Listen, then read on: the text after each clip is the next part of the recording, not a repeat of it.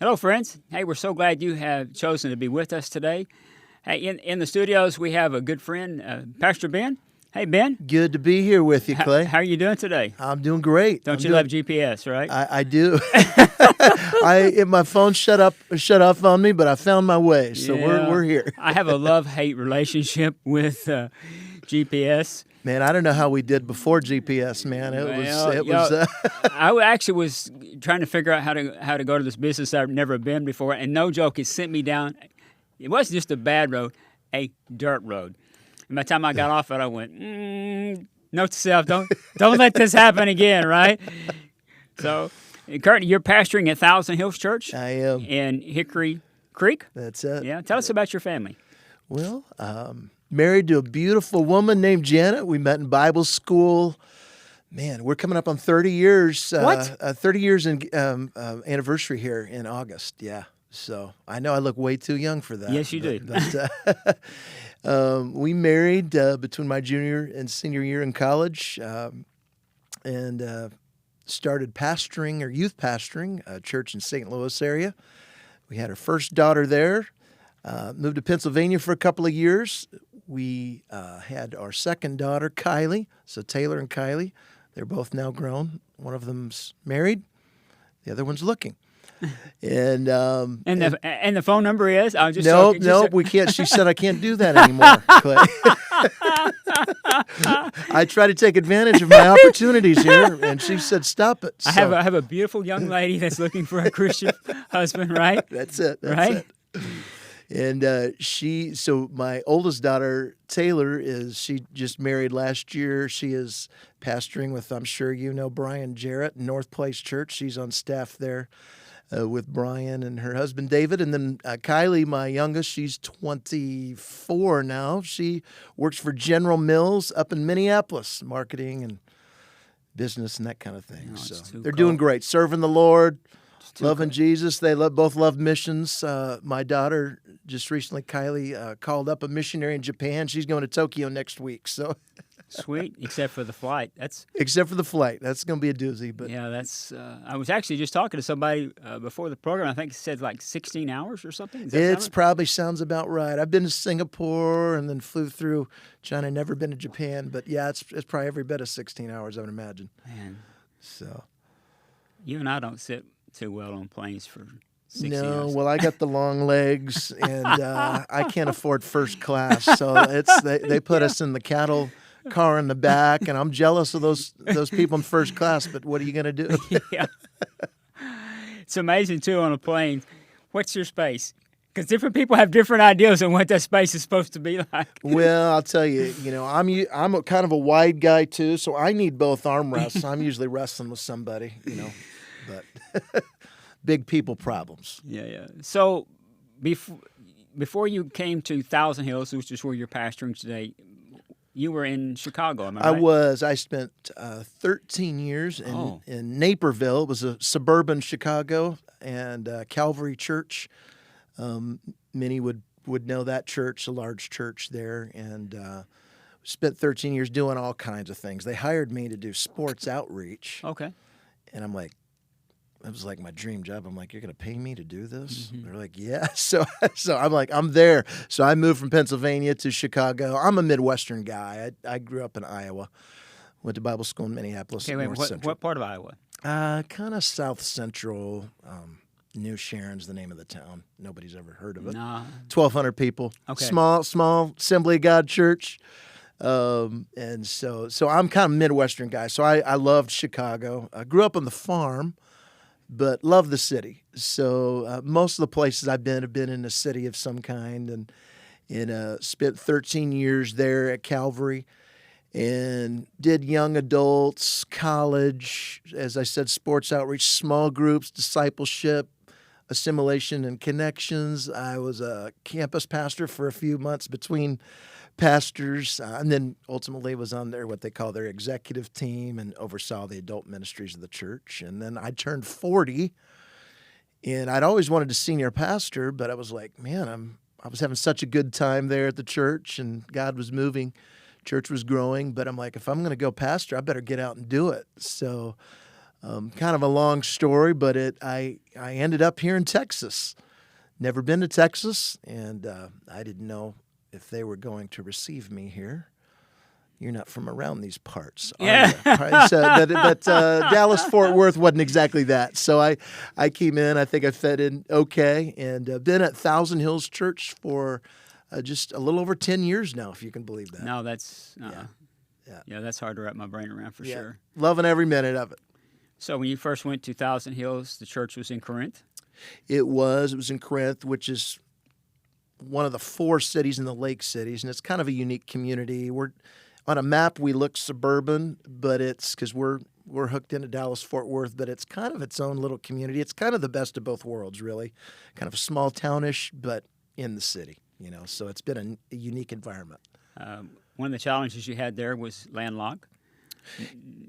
No space to go whatsoever. Yes, that area has kind of grown, and it's booming. Of course, DFW is growing like crazy, so we were in a kind of a smaller church facility, and God was still moving. We kind of taken over a church that had been in some crisis, and kind of had to heal up from that. That's being very kind. Yeah, that was being kind. That was being kind.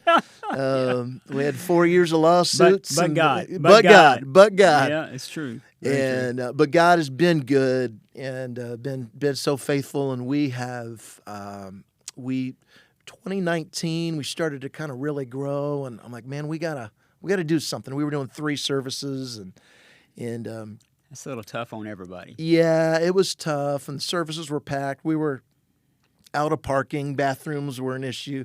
In fact, we didn't even have a lobby in the church. I remember that. And so you've been there. Yeah, when you walk in the church, you're there. You're in. Yeah. That's it. You're in there, and I'd be preaching, giving my altar call, and you'd hear the bathrooms. Yeah.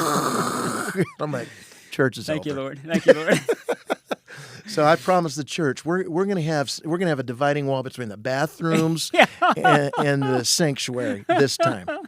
So anyway, around COVID, we bought an AMC 16 movie theater right on the interstate, and we rehabbed it, got in there in 2022, and then just kind of blowing and going from there. It's been a great ride. God's blessed us, and so we've had a great journey.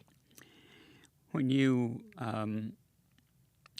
first off, you made this transition during COVID. Yes.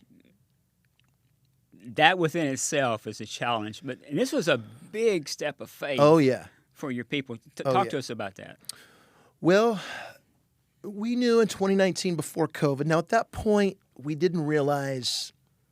We knew COVID was bad, but we knew, and bad for churches. We were shut down. I mean, most of us in some form or fashion. But we thought, a few months, this is going to open back up. This is going to be over, and then people are going to be begging to go to church. I mean, we had this idea that, if we can open back up in a few weeks, I mean, we'll probably double our attendance. People are going to be so hungry, and of course, that really wasn't the case. Maybe not, right? No, maybe not. And so there was a little naivete there of, hey, we're going to just bounce right back. Yeah. But also, I really felt like God had spoken to me. And I told our board, I said, guys, I know we got 50 people in our church right now. We were meeting outside off the back deck of our parsonage there on the property, if you remember where that house was. And there's kind of a nice deck off the back, a couple feet off the ground, and some big oak trees. We met there for several months during the summer on Saturday nights. And we had maybe anywhere from 50 to 100 people. And it was during that time where God spoke to me and said, one of the deacons had told me, hey, the AMC movie theater's up for sale. And I was like, I'm not feeling that. It's just, it's kind of unique put this shape. in perspective. How many square feet is that building? It's, so our building that we were in before was about 10,000, plus maybe 3,000 in some modulars. And then the new facility is over 60,000. So we were big over. Jump. Big jump. Faith jump. Yeah. No people. Our giving was still good. But I really felt the Lord had said, you need to make an offer on it. I told the board, I said, I don't say this much, but I really feel like we need to make an offer on this. I feel the Lord has said, now's the time to go. So that was fraught with all kinds of challenges as far as the city honestly really didn't want us there. We needed a zoning change. We needed a zoning change, which is kind of rare for churches. Usually, Yep. I was under the impression churches can go anywhere they want to go. You know, we don't need particular zoning. Well, in Hickory Creek, you did, and Interesting. and so they had kind of convinced the seller we're not giving it to them. And to their defense, this is their prime property in the little town of Hickory Creek, even though we're suburban Dallas. They don't have a lot of highway frontage. This was the big building. Yeah, you're right up against 35. Right on it. I mean, Yeah. visible, amazing location. You can't miss it. No, you can't. And so I understood where they were coming from, but the building wasn't selling. I'm like, and AMC I knew they were not renewing their lease. 3 movie theaters had failed there. Wow. And so, again, and COVID was going to put them out. And we knew that. But the sellers really weren't wanting to cooperate with us, and so we just kept praying. We had actually been set to buy it. In fact, we'd had some earnest money down on another property before that, and we looked into the new build costs. And as you're going to find, it's not scary. It's scary. Yeah, it's kind of scary. Yeah, and it is. And so we were like, if we could just get something that was already kind of a structure, but it was such a new area. There wasn't a lot of old buildings laying around and stuff like that. And so anyway, it was about a year that we just tried and pressed and prayed. And I started politicking, which I just felt like, man, we're going to have to kind of push our way into this here a little bit. And so much time had elapsed. There was talk of tearing the building down. Oh, no. And I was like, and it was $1 million tear down. Mm. So the building was literally a liability to the property. And I'm like, don't tear that building down, no. And so we remember having a big Zoom meeting. We were meeting before the city council, and we made a case. We had about 100 church members. I had the restaurants next door in my corner. I mean, I was working this thing. Finally, about after 2-3 hours of just making a case for why. And by the way, Hickory Creek doesn't have any churches in it. So think of that, a Texas town with no churches. Yeah, so hard. that was a little bit of our ace card up the sleeve, so to speak. I mean, that's not good PR. Yeah. You shut down the one church that wanted to be in your community. And so anyway, we got it really through the lawyers, I think. I think a couple of the city council really, they weren't thrilled about it because we were taking tax money. Right. I mean, we're a nonprofit. Yeah. This was going to be their moneymaker. So again, I understood all of that, but I told them, I said, I think our church will be the best thing that ever happened to your town. Yep. And so we got the vote, and then it was interesting. I won't go into the details of this, but the day after, we'd been pre-approved for the loan, and the day after we got the zoning change, I'm like, all right, hey, we're good to go. They were like, well, we need to try to time up the closing between the sale of your property. We had the back 10 acres of that property up for sale, and then the buying of this new one. I said, well, okay. I said, but what if they back out? Well, we can't do the loan. I was like, what? I just went and begged for a zoning change, and now I don't have the money. Well, sure enough, they backed out. So I'm gonna bring all of your fears to life here. I had to go before the congregation and say, hey, that big Zoom meeting we just had to get the zoning change? Loans a no-go. And again, it's during COVID, so remember, banks were antsy. Yep. And we had 50 people in the church. We're buying this huge facility. Can they pull it off? I'm sure all that came into play. We had net worth, but not a lot of cash. And so I had to the congregation tell them we're out. And I went around for the next 2 weeks begging banks for money because I'm like, we've got to pull this off. It was probably some of the most stressful time in my whole life, honestly. And I found a local bank. In fact, there was a restaurant next door that had gotten a loan, and that guy happened to attend my church. Mm. And he was in church that day, and he said, hey, you need to work with my gal Marla. And she really helped me. So I called Marla. I'd probably been turned down by 10 banks. And so I did end up calling them. They said, we see what you're trying to do here, and gave us the loan. The rest was history. We bought it. And then like 3 weeks later, we sold the whole property to the school district. So God totally worked it out. It was stressful. But it was thrilling. And now we've rehabbed half of it because we don't need it all. Now we've got about probably a 600-seat auditorium. We took 2 theaters and crammed it, tore a wall down. And so we've been there about a year and a half now, loving it. The location's phenomenal. So many new guests. The church is growing. God's good, man. But it's been a journey. It wasn't easy. I tell people nothing about doing it was easy. Yeah. But God's been good. God's been good. You know, I love pastors. I always have. One of the most stressful jobs in America is a pastor. Yeah, I can concur. Yeah. Not done a lot of other things, but it can be. I'm not for minimizing Sunday. Yep. Sunday's the easy part of the job. That's the fun part. Yeah, it is. Right. It is. That's why this is what God called me to do. Right. The other stuff. You're going raising money, building. That's not my sweet spot. Yeah. But you know, there are people that are watching today. They need a miracle. Yeah. Maybe they're sitting in the same chair that you're sitting in. Maybe they're sitting in the same chair I'm sitting in. And then, if numbers don't scare you, yeah. What would you tell them to encourage them today? Well, I would say you need to really hear from God. Yeah. Like if you're stepping out and you're going to risk some things, like you need to have a relative sense God's in this. God's behind this. And when it comes to church things, I think most of the time God is. We're just afraid to step out. And we did. I was risking, what if he can't pull it off? You know, what if this doesn't happen? I mean, I went all in personally. I'm like, I'm going to put myself out there. I'd never raised a dime, really. I'd never built a building. I'd never built 1 square foot. But I felt like I had God in my corner. And so I'm a pretty good salesman, so that's a gift that I do have, I would say. I was politicking the politicians. I was getting the church, trying to make a case for why. You know, in the church world, people don't like change, and really most people don't.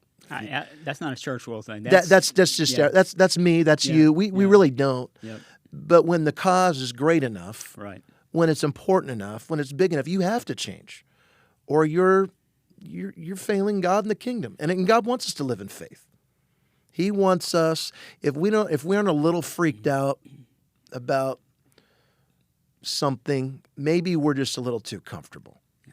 And it's easy to get in there. You can get a church or ministry to a certain size. Well, I'm just going to settle in and be comfortable. I'm not so sure that pleases the Lord that much. I think that he always wants us to be Tommy Barnett, and this probably won't sound good, but I think I heard somebody say of him once, it may or may not be true, I suspect it is, you know, he was always $1 million short. And that sounds right to me. Tommy had a vision. Yeah, he did. And Tommy wanted to do things for the kingdom.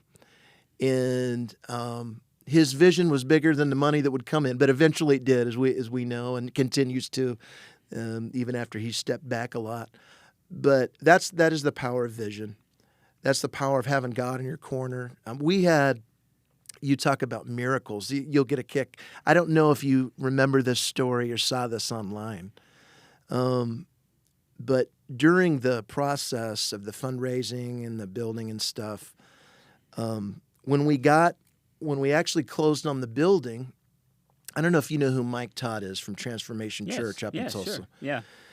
Crazy faith. Yeah, crazy faith. Yeah, okay. Yeah, you got it. You got it. Well, yes. he does have crazy faith. And he bought this big building up in Tulsa, and then he bought the business complex around it. And every time he'd buy a new building, he'd get on the roof of the building and dance around. I got the keys. I got the keys. I got the keys. It was kind of a rap. Oh, I forgot. And I remember you. Yes.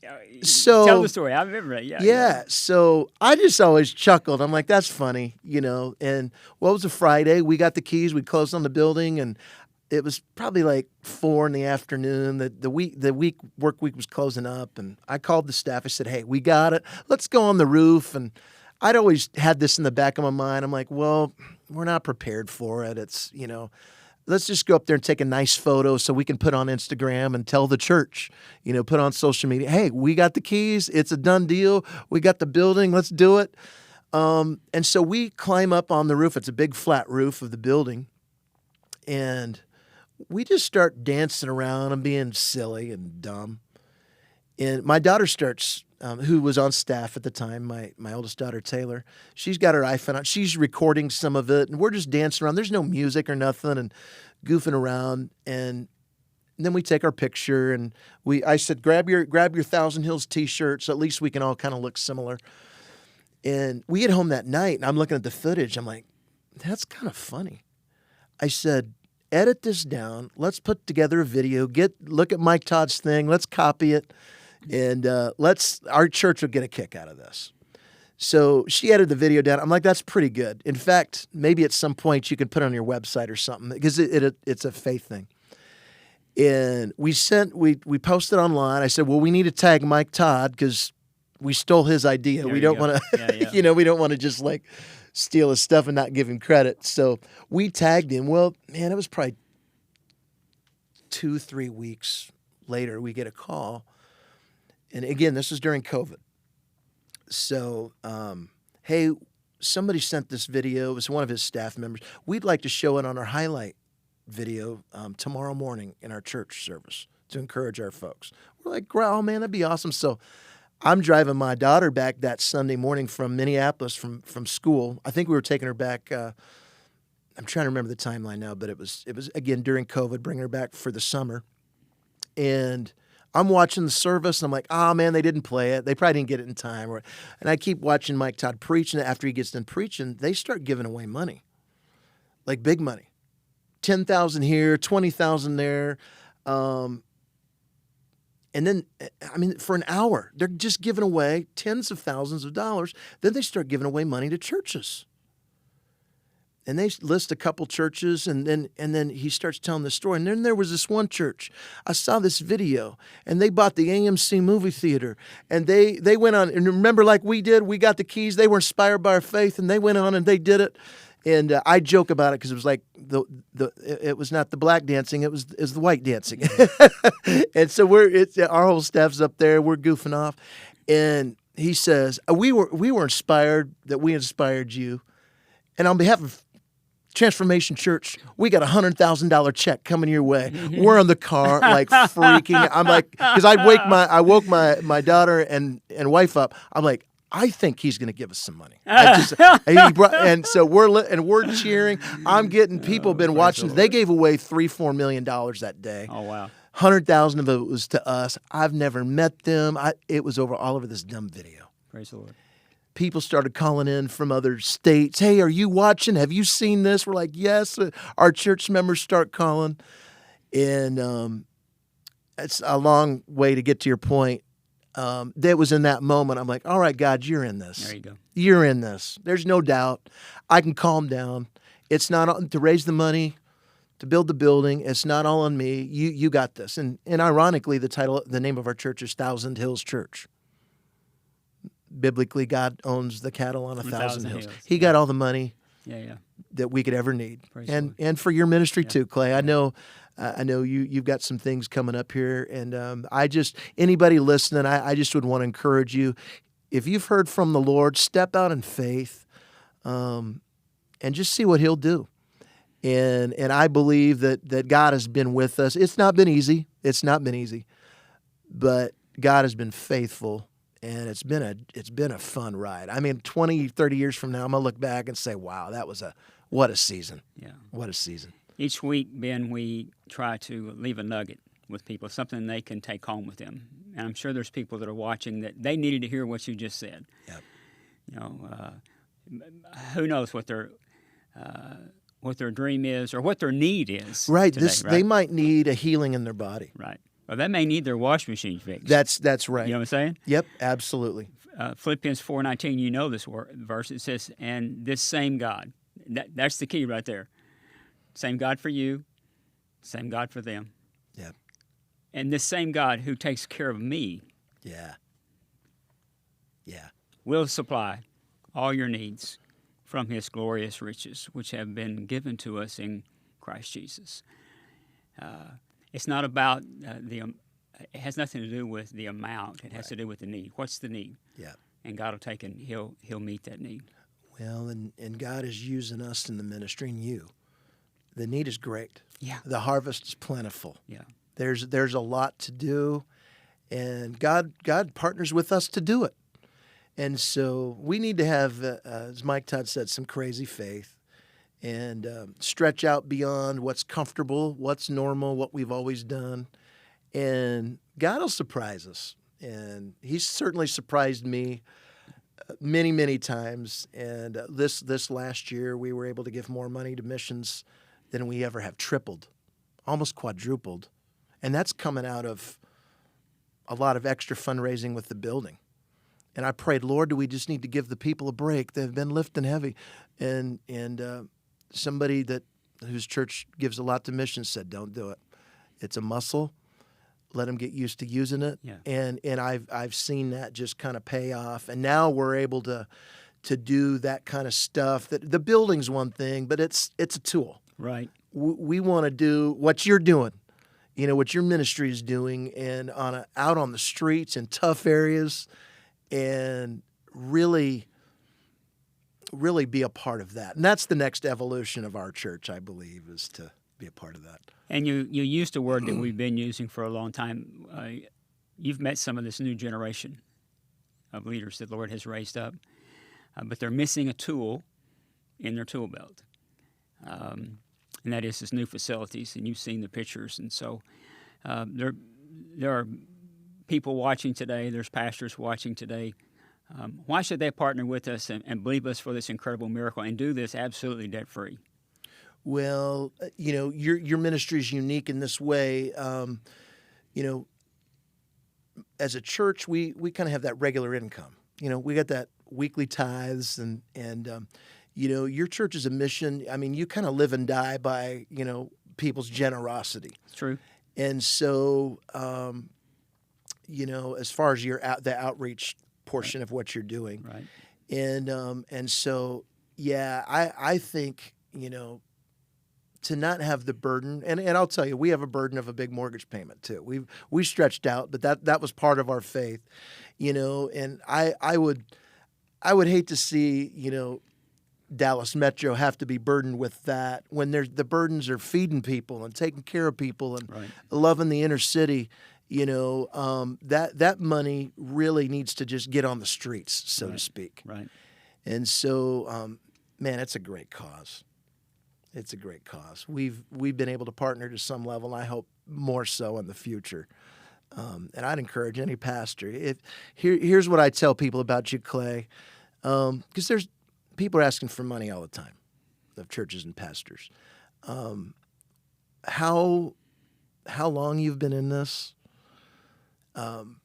What you do? Like, I can sit here and look straight at that camera. This ministry is legit. They've been here for a long time. They're not slowing down. In fact, they're picking it up. And this is just good soil. Period. It's good soil, but it's reliable. It's long term, and people that want to give money, and maybe big money. Maybe somebody out there wants to give big money, and you don't know me, but I'm here to tell you I've seen a lot of ministries. And ministries can, at times, come and go. This one is not. This one has been very stable, and that's why I think God's going to enable you to do this, because there's something about God blesses the faithful. Mm-hmm. God blesses those that have been at it and stay at it when it's not easy. And I guarantee there have been recent years for you. You've stayed at it when personally you're struggling.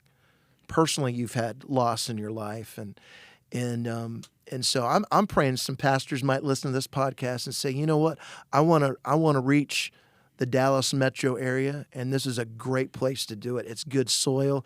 You can put your seed in here, and it's going to grow. It's going to multiply. And now we're seeing generations. Right. I'm sure you've talked about it before, but the kids that you reached are now running the thing. Right. And, I mean, that says it all. Yeah. That says it all right there. Now, something that you mentioned, Pastor Tommy, a few minutes ago, one of the things that he said that I've kind of hung on to over the years, you can't do something great for God if you don't attempt to do great things. Yeah. That means you got to be willing to take a risk. Yeah. And this is a risk.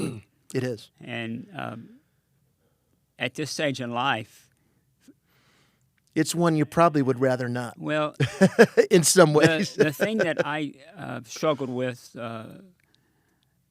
initially was, what if I make a mistake? Yeah. Yeah. You know, I mean, you've seen other guys at this stage, and they not only made a mistake, but they weren't able to recover. Yeah. And so, like yourself, I put tremendous pressure on myself. I didn't give myself permission to fail. Yeah. And so I went to the Lord and I said, Lord, I'm painted in a corner here. Yeah. Yeah. I feel you 100%. What are we going to do here? Yeah. And so the Lord asked me, he said, who put you in that corner? Right. I'm sorry, Lord. I mean, it was so crazy because I told my wife, I said, there was a 6-month window where I was running on straight adrenaline. Like, this was, you got to make this happen. If you don't, nobody will. And after the fact, she's like, "What? You know, God did it. Why don't you just trust Him?" Yeah. I'm like, oh, man. Yeah. Yeah, you're right, honey.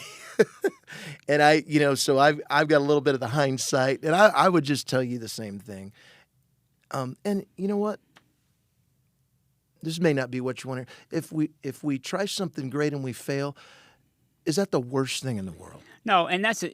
If you don't give yourself permission to fail, then you won't take the risk. That's right. And a lot of people don't. Yeah. A lot of people So don't. we're committed to this. Hey, Ben, I'm so grateful for you being here. Thank you for your friendship. Thanks for encouraging our people today. Thank you. I know it meant a lot to them. Hey, for those of you that, if you haven't already, go to our webpage, dallasmetro.org. Click on All In, and then click on where it says, What is All In? And you'll see the pictures that Michael has drawn for us. And so we're really, really close to being able to break ground. And we have made this commitment. We're not going in debt. It would be wrong of our staff. All they're doing is to raise money to make a building payment. That's not what God's called us to do. He's called us to reach the lost. By you helping us put this tool in their belt today, you're going to allow us to continue to reach more people than we ever have for the Lord Jesus Christ. So would you prayerfully consider today making either a one-time gift, or would you make a commitment for the next 12 months? And let's just see, as we join together, what God not only can do, but will do. Hey, thanks for being here today. See you next week. God bless you.